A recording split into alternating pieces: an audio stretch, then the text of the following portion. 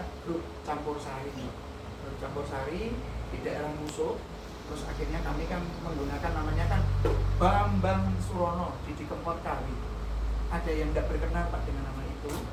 Terus akhirnya karena Mas Didi Kempot tidak terganti Pak. Di situ saya ya bukan maksud ancaman, bukan, cuma saya tahu diri. Terus akhirnya saya dengan cepat langsung bawa nama Bams atau Bambang Surono DKW 9 itu Didi Kempot Kawi Songo. Saya libatkan.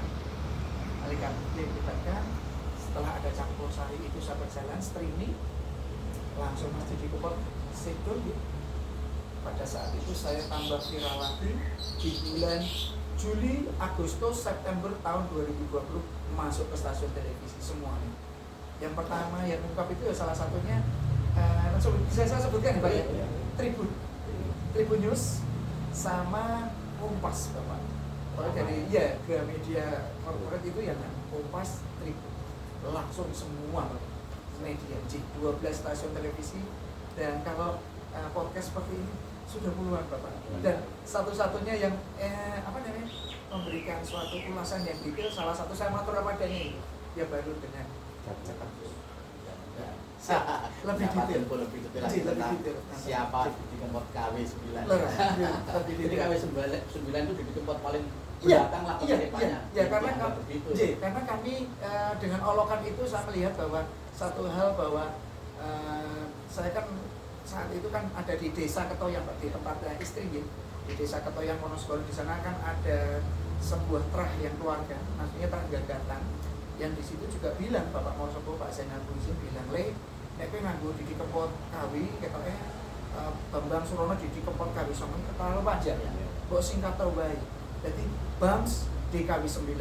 Tapi Bapak duwe anu dhewe makan dhewe. Dadi Bams DKW 9 ada Bambang Surono Desa Ketoyang Wonosegoro Pak. Dan itu tidak menyangka Pak. Awalnya Didi Kempot Kawi 9 toh. Tapi Bapak di Ketoyang Pak Zainal Abidin ya sama Ibu Moyaningsih kan orang oleh wis iso kan nggo Trans 7. Aku klambine Bapak. Jadi Bapak kalau besok saya kalau manggung itu pakai baju kejawen, baju kejawen ini. Itu semua bajunya Bapak. Bapak itu kan kekancingan di Solo itu gitu. Istilahnya kan kancing kanjeng itu bajunya banyak makan-makan yang saya pakai. Ternyata Bambang Surono Desa Ketoyang Wonosegoro Songo sama-sama. Lah kirap budaya sing mbok usum pas nikahmu dikirapnya kan adalah kirap budaya 99. Itu. Jadi lebih mengenai izin Pak, dan itu rencana Tuhan. Ya. Jadinya Bang PKW. Leres Bapak sampai sekarang. Oke, Mas Bang. Ya. Sebetulnya dengan aslinya profesinya selain sekarang berpendidikan. Saya itu sebenarnya pedagang Pak. Ini aslinya saya bapak rumah tangga sebenarnya. Saya ngomong anak, saya hanya sebagai ojek. Jadi biar lebih hebat ngojek. Karena anak-anak kan dulu waktu kecil-kecil nih Pak ya. Ya sekarang kan bisa diantar, bisa mungkin naik motor sendiri. Tapi yang kecil sama istri, karena dulu kan kita dapat musibah Pak. Istri jatuh, akhirnya patah. Terus saya bilang tidak usah naik motor, tidak usah naik gerobak, naik mobil, saya tak antar. Saya bilang gitu. Nah kebetulan istri kan dari UII Pak, dari UII Jogja, beliau dari sarjana sains berkaitan dengan apoteker. Nah, saya sampai kuliah seperti ini, saya di umur 38 tahun, saya kuliah yang dorong istri Pak. Jadi kenapa dulu waktu kuliah teknik sipil kok tidak dilanjut, maksudnya di profesinya kan, kalau teknik sipil kan dulu pekerjaan jembatan dan jalan gitu.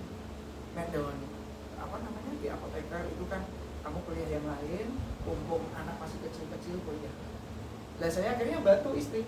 Kita buka apotek namanya Musuh Pharma yang ada di Musuh, daerah Musuh. Kita buat dengan beberapa rekan dan saudara. Kita bersinergi berkaitan dengan permodalan, kita manajemen dan berjalan kurang lebih hampir 12 tahun. Jadi pekerjaan saya yang utama adalah satu bapak rumah tangga, yang kedua pedagang Pak.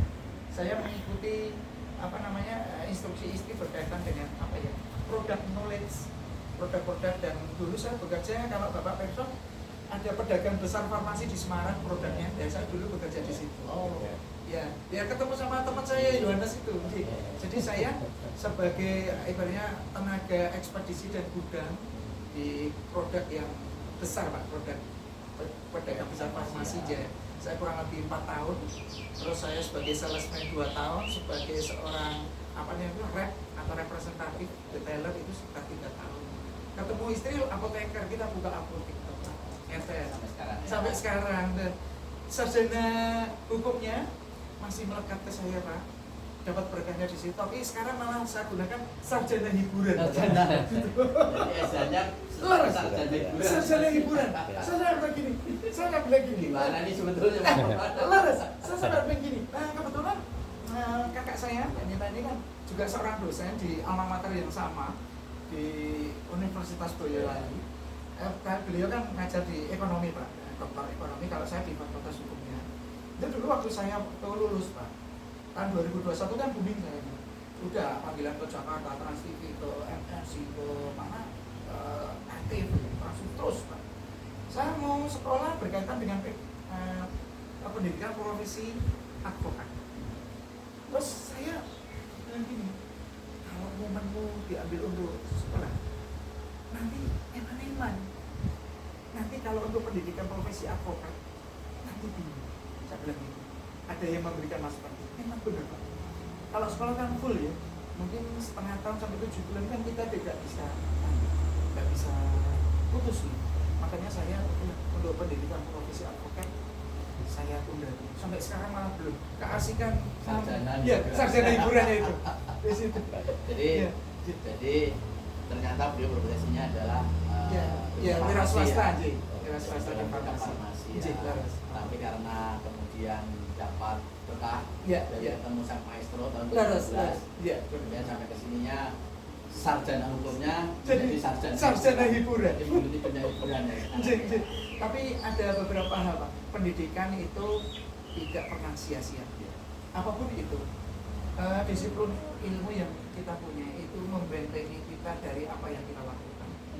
Mungkin Bapak, bila mungkin kita punya pendidikan yang lebih tinggi, tidak menutup kemungkinan ada sesuatu hal yang bisa kita kerjakan selain di bidang entertain. Itu ada sesuatu hal yang lain.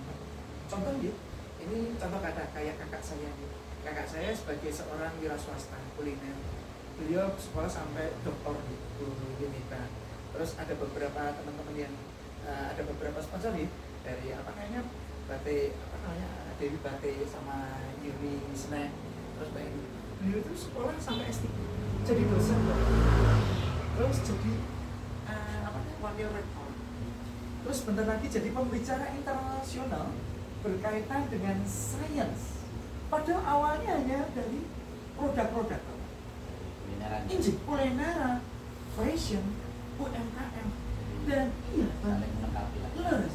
Makanya dari saya, apa-apa sarjana hiburan tidak apa-apa, sementing nanti kita bisa berjalan. Apotek jalan, entertainmentnya jalan, saya bapak rumah tangga tetap sendiri dahulu. Saya gitu kok. Di situ sponsornya. Oke Mas Bapak Siono, kalau melihat sosok sang maestro ya, selain penyerahan pesan khusus yang melestarikan lagu-lagu beliau ya, kemudian sama Tuhan dikasih berkah macamnya yang bisa diambil dari sosok beliau menurut panjenengan pribadi apa? Yang satu Mas Didi Kempot itu orangnya humble, sederhana. Saya mungkin baru pertama kali ketemu. Kadang tuh orang kan tidak harus kenal lama tapi bisa mengetahui karakter dianya. Dari sorot soconipun, dari rangkulan itu, dari kedekatan yang mau kita dekat dengan orang itu kan bisa melihat. Yang satu beliau orangnya baik, walaupun saya baru pertama kali bertemu, saya punya penilaian bahwa beliau sangat sederhana, baik dan tidak sombong. Satu lagi, tidak pelit ilmu. Saya juga mendapatkan informasi dari para kiai yang lainnya ya. Pemusiknya beliau, paribasan itu yang derek beliau kalau manggil yang ganda itu kalau sama orang tuh yaknya. Jadi umpama ada kontrak apa nih, brand ambassador apa, uangnya ini Mas 60 juta. ini mas, ibaratnya gitu, itu enggak gitu. Wes, beres. Dan itu saya benar langsung kepada orang yang memberikan amanah ke Masjid Dikopot dan orang yang telah diberikan rezekinya ke Masjid Dikopot. Ya, jadi yang diparingi karo sing nyai itu cerita ke saya. Karena beliau-beliau itu yang memberikan kesempatan saya sangat dekat dengan karya Masjid Dikopot sampai 1 tahun itu. Jadi satu hal bahwa sosok Masjid Dikopot adalah sosok kiai yang baik. Saya tidak melihat keburukan dari beliau sama sekali. Dan salah satu toladannya bahwa sosok yang menabur pasti akan menunggu apapun itu, tinggal menunggu saja mulainya kapan. Dan sekarang terbukti kan dengan Masjid Dikopot tidak ada karyanya sampai 5 tahun ini penggemarnya jutaan.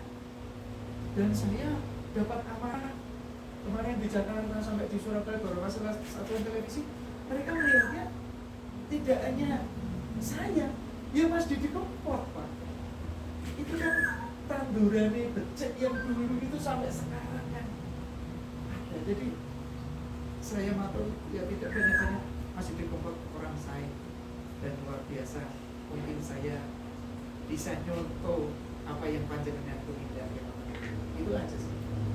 Dan sama orang tua, sama putra, sama keluarga.